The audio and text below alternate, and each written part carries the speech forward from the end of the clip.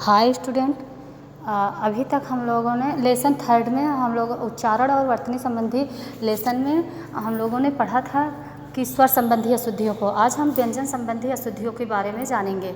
आइए हम लोग व्यंजन संबंधी अशुद्धियों के बारे में पढ़ते हैं। इसमें पहला है अल्प प्राण और महाप्राण व्यंजनों के गलत उच्चारण के कारण वर्तनी संबंधी अशुद्धियाँ हो जाती हैं, जैसे ठा ठाठ, मक्खी मक्खी, धंधा धंधा, पौधा पौधा, धोखा धोखा। ख में देखिए वर्तनी में विकसित ड और ढ के अशुद्ध उच्चारण के कारण वर्तनी में अशुद्धियाँ पाई जाती हैं, जैसे पेड़ पेड़, सड़ना सड़ना, चढ़ना चढ़ना, सीढ़ियाँ सीढ़ियाँ, चिढ़ना चिढ़ना, सड़क सड़क। ग में देखिए दो व्यंजनों के मेल से बने वर्ण को संयुक्त वर्ण अक्षर कहते हैं। इनके अशुद्ध उच्चारण से होने वाली अशुद्धियाँ इस प्रकार से हैं।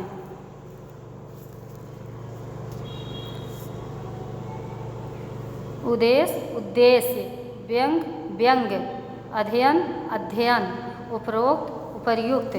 घ में देखिए छ और छ में अंतर्भेद न कर पाने के कारण वर्तनी संबंधी अशुद्धियाँ पाई जाती हैं, जैसे भिक्षा भिक्षा, लक्ष्मी लक्ष्मी, लक्ष्मण लक्ष्मण, क्षमा क्षमा। यहाँ पे इस छ और छ में अंतर बोलने में उच्चारण में कोई भी अंतर नहीं रहता है। यहाँ पे वर्ण लिखते समय ही हम अंतर को कर पाते हैं, इसलिए उच्चारण में हम जैसे बोल देते हैं वैसे लिख देते हैं, इसलिए इसमें अशुद्धियाँ आ जाती हैं।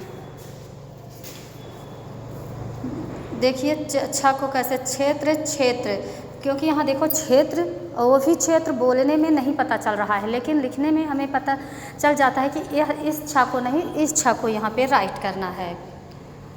ड में देखिए र वर्ण को अन्य वर्णों के साथ संयोग करते समय नियमों को असावधानी से वर्तनियों में अनेक अशुद्धियाँ देखने को मिलती हैं, जैसे शर्म शर्म, पर्याय पर्याय, भ्रम भ्रम, स्मरण स्मरण। व तथा ब में अंतर्भेद न कर पाने के कारण वर्तनी में अशुद्धियाँ पाई जाती हैं, जैसे बसंत वसंत, वन वन, विष विष, व्यापार व्यापार, जवाब जवाब, व्रत व्रत। छ में देखिए आगत स्वर अर्थ भेद के कारण हिंदी भाषा में प्रयोग किए जाते हैं, परंतु कभी कभी इनके अर्थ भेद को न समझने के कारण वर्तनी संबंधी अशुद्धियाँ हो जाती हैं, जैसे जरा। एक जरा का मतलब बुढ़ापा होता है, यहाँ दूसरे जरा का मतलब हो गया थोड़ा सा। गौर मतलब गोरा, फिर दूसरे में देखिए जहाँ आगत स्वर लगा हुआ है गौर का ध्यान देना। राज का शासन होता है, लेकिन आगत स्वर में राज लिखने पर रहस्य हो जाता है। एक फन का मतलब सांप का फन होता है, लेकिन जब हम उसे आगत स्वर में लिख देते हैं फन को तो उसका अर्थ हो जाता है कला। जम देखिए स में उच्चारण, तीनों समय उच्चारण भेद न कर पाने के कारण वर्तनी में अशुद्धियाँ हो जाती हैं, जैसे शासन शासन, अषाढ़ अषाढ़, मनुष्य मनुष्य। इस प्रकार से इसमें ढेर सारी अशुद्धियाँ आ जाती हैं। संयुक्त अक्षरों का गलत प्रयोग से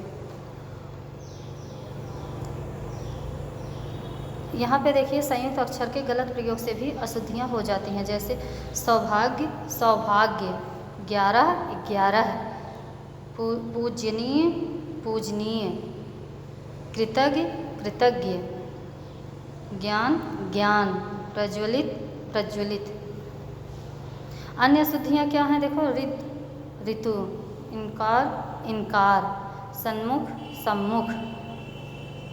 कुछ इम्पॉर्टेंट लाइन है, देख लेते हैं। भाषा का वर्ण जिस प्रकार बोला जाता है वह उच्चारण कहलाता है। उच्चारण किए गए वर्णों को लिखने की कला को वर्तनी कहते हैं। अशुद्ध उच्चारण के कारण होने वाली वर्तनी संबंधी अशुद्धियों को 4 भागों में बांटा जा सकता है। पहला है स्वर संबंधी अशुद्धियाँ, दूसरा है व्यंजन संबंधी अशुद्धियाँ, तीसरा है संयुक्त अक्षरों संबंधी अशुद्धियाँ, चौथा है अन्य अशुद्धियाँ।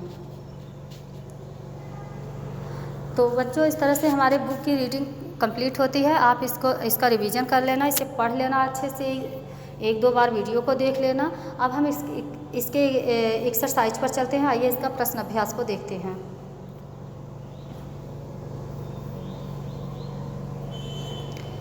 इसमें पहला है क्वेश्चन है शुद्ध शब्द के सामने सही का चिन्ह लगाइए।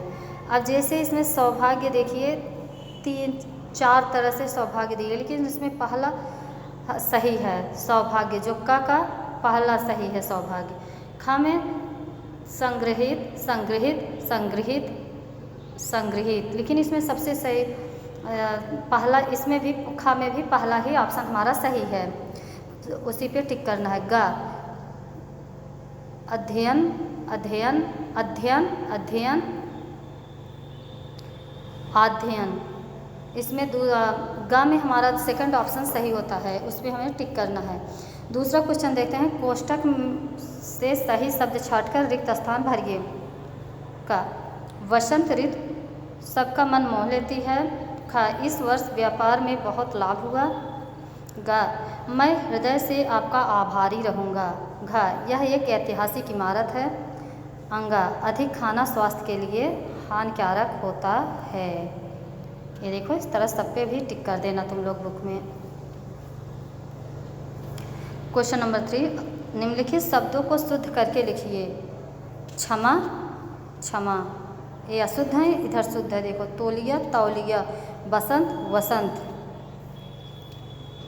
श्रीमती, श्रीमती, उद्देश्य, उद्देश्य, दीवार, दीवार।